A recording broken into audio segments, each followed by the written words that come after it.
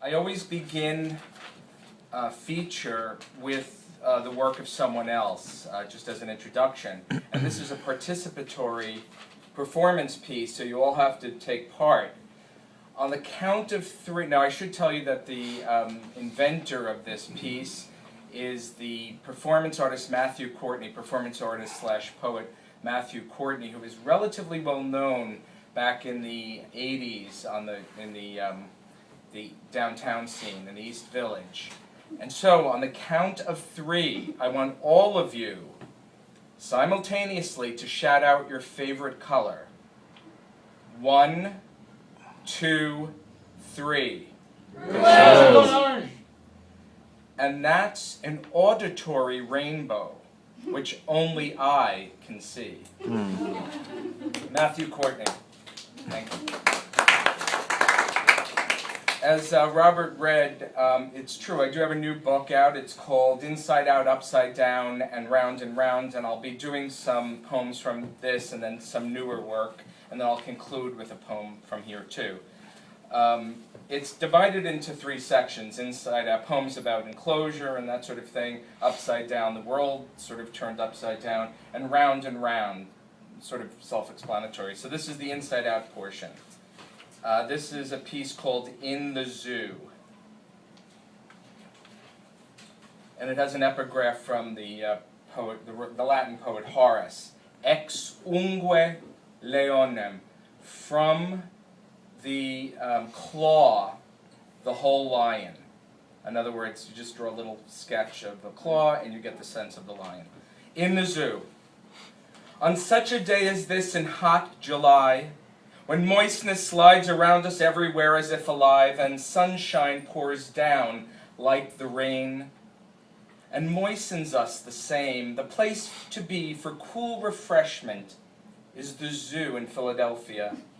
The zoo at feeding time among the cats, just at the peak of their ill humors, and that space of time when thoughts turn to the midday meal, is where and when I found myself with Jill this hot day in July, too hot to handle and too close.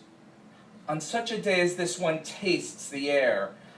Fat, quivering steaks were set for them, the sexy cheetah prancing in, the slutty sable panther pards, the testy restive tiger tots, the jaguar, leopard, ocelot, and good American cougar, each their slimy prey all set for them. But in her cage, the lioness, named Agnes, lay behind her stake, and licked by increments a path, immaculate, germ-free, and didn't pounce nor touch her steak until the space inside her cage, around the steak, was purified. Lustrational, she lay at least some 7 feet behind her prey and circumlicked her dining space. It took a while. We watched her lick and clean and lick around. Both Jill and I know Agnes well, the obsessive-compulsive lioness. On such a day as this, one tastes the air, too hot to handle, and too close.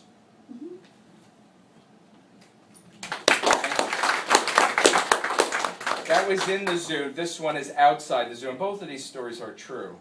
Outside the zoo. 1. In Central Park, Manhattan's peristelium, while walking just outside the children's zoo along with Barbara, we came upon a woman on a bench, tough-looking and old and dressed in a house dress. As we approached, she belched, the deepest belch we'd ever heard. 2. A little boy was also on the bench. He slowly turned his head from the pigeons on the ground and said excitedly, "Grandma, that was you!" And in a tone as deep as her deep belch, Grandma intoned, "No, es Paloma." And then in the upside down section, I will be doing this poem. It's called Rose Kennedy Learns of the Death of Gloria Swanson. And many of you probably know that Rose Kennedy's husband, Joseph Patrick Kennedy, for many years had an affair with the actress Gloria Swanson. He would actually bring her home and seat her at the table with the rest of the family. Rose Kennedy learns of the death of Gloria Swanson. Now let your servant go, O Lord. Is this the thought she thought? She heard the news that very day, reported to her faster than the news, then her son Jack was dead. On April 4th of 1983, Rose Kennedy, at 92, but pushing 93, got up. Still pushing after all these years and getting up. Did she not feel that after all the ups and downs and all the tragedies that any great house must endure, the triumphs that now seem too few and all in vain, the youthful days in Boston town, the mid-years in Hyannisport, and after pushing out 9 kids and raising them and losing 4, and now freeze-dried antiquity in Palm Beach, Florida, that after all the only thing worth waiting for was Gloria Swanson dead. And was it by the force of will that kept her pushing and alive to see this very day? And did she know, or at least recall, the irony of Gloria's birth on March the 17th, St. Patrick's Day, in 1899, or of this day? And on this present day she gazed across the dazzling sunny haze of Palm Beach, Florida, refrigerated comfortably and tucked away, and yet she gazed out on the boulevard and saw the sun set savagely. Recalled dinner parties, elbow to elbow. Rachele Mussolini, Clara Petacci, Eleanor, Rosamond, Calpurnia, Cleopatra, sent a mass card, said a rosary, and thought, sic transit Gloria Swanson.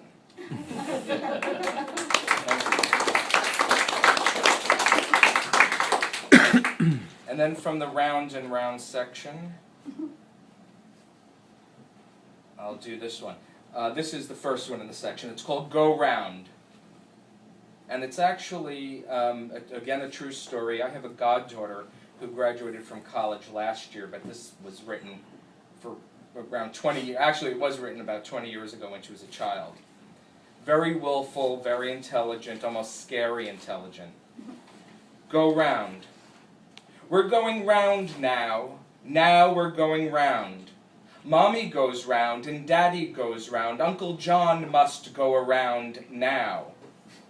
The 3-year-old martinet named Stephanie goes round and leads us counterclockwise from the north. From living room to kitchen to dining room, living room, kitchen, dining room, living room, kitchen, dining room. Stephanie, Mommy, and Daddy go round all the time. Uncle John goes around now. Stephanie goes round holding the doll. I don't know its name. Mommy takes the train. Thomas, I don't know. Daddy has the stuffed toy. I forget the name. Uncle John must pull the toy on the string. I don't care to know. But Stephanie knows every name and every collocation and association, has invented it all, and all is fully fetishized by 4 years old. No deviations. No. Mommy and Daddy know. Uncle John better know, and is going round now, or else she'll wish us into the cornfield, or set our mattresses on fire while we nap. We go round, and tomorrow is going to be a real good day. Thanks. With a tribute to the Bad Seed and the Twilight Zone episode, It's a Good Life at the end there, if you were following along. And I'll do a couple of new poems, one of which is actually set here in Montclair. In the Iris Garden, Presby Memorial Iris Gardens, Montclair, New Jersey. And this has an epigraph from C.S. Lewis's Miracles. Come out, look back, and you will see this astonishing cataract of bears, babies, and bananas, this immoderate deluge of atoms, orchids, oranges, cancers, canaries, fleas, gases, tornadoes, and toads. How could you have ever thought this was the ultimate reality? I looked for you in the iris garden after the rain and tumult this spring, expecting the irises to be in bloom after a hot spell early in the season.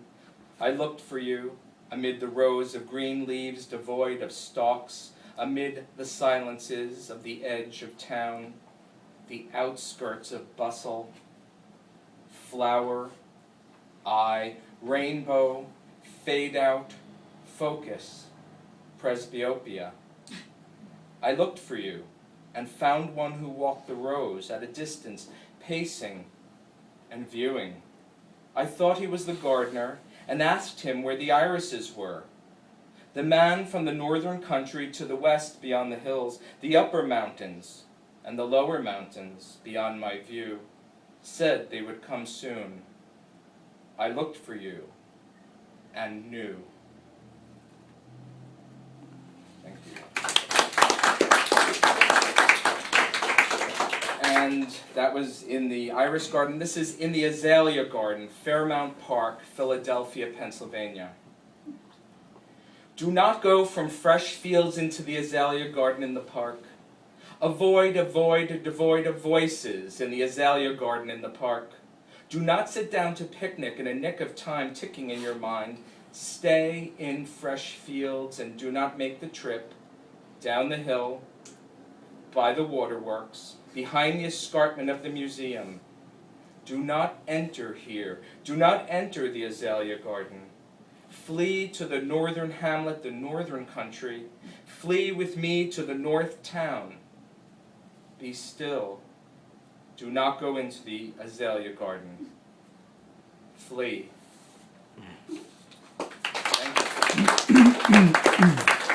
And then this is my second to the last poem, and then the last one will be from the book again. I have copies of the book for sale, by the way, so see me afterwards if you're interested. And there's some people in the audience who have copies, and they could vouch for its qualities. They could do the commercial for me if you want. I used to live in Ohio, in Cincinnati, and I had a friend whom I knew there who later moved to Columbus, and he used to tell me all these lurid stories. And this poem is sort of based on some of them, although I embellish on them. And the title goes right into the poem. He had a heart as big and wide as Idaho, or else Ohio, where he lived his days and worked the late shift pumping gas at Sunoco, or was it Texaco, Sohio? She had an ass as vast as Canada is wide, in his geography, encyclopedia, or gazetteer. There were two of them, Helga and Jennifer, or was it Guinevere? They made sandwiches and pressed the flesh behind the quick check counter. And he would sing to one or the other as she passed, "Thou hast an ass as vast as Canada or Idaho. Vast wastelands and the Badlands praise you too." They made sandwiches of him, so slim between them, and rocked him gently into sleep in a prairie lullaby. Thank you.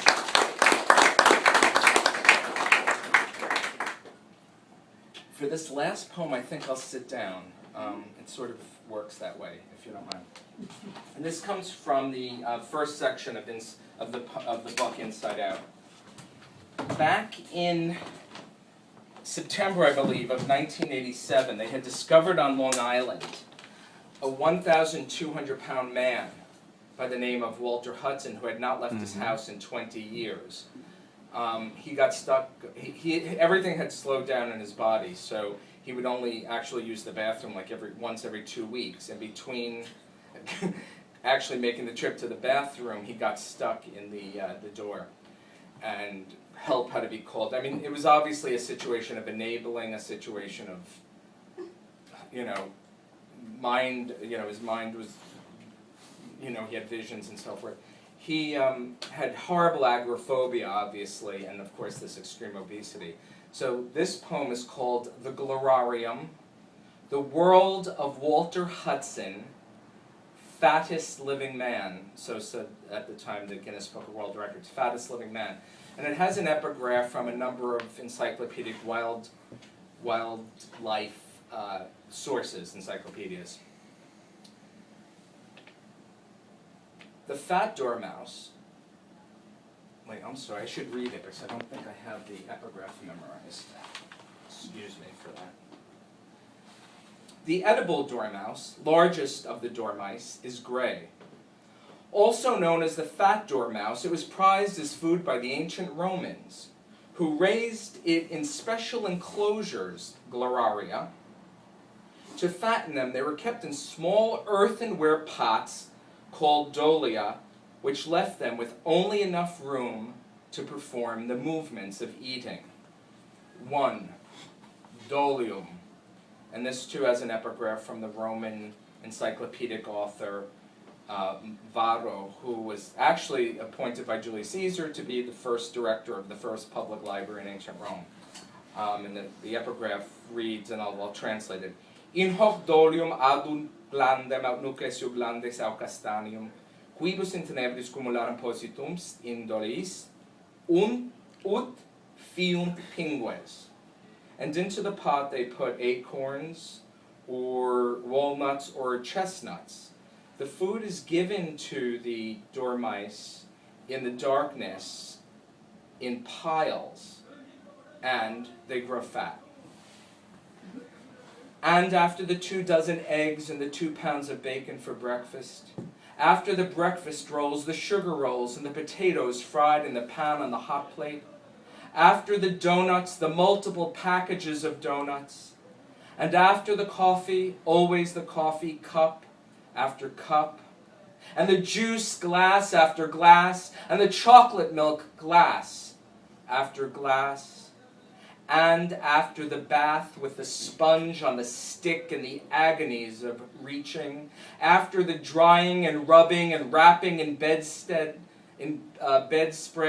the vast positioning on the reinforced bedstead, after the last undulation of the morning, with the daily struggle against immobility over, after the last ebbing of fleshy tide, what then? Go ask Walter when he's 10 feet wide.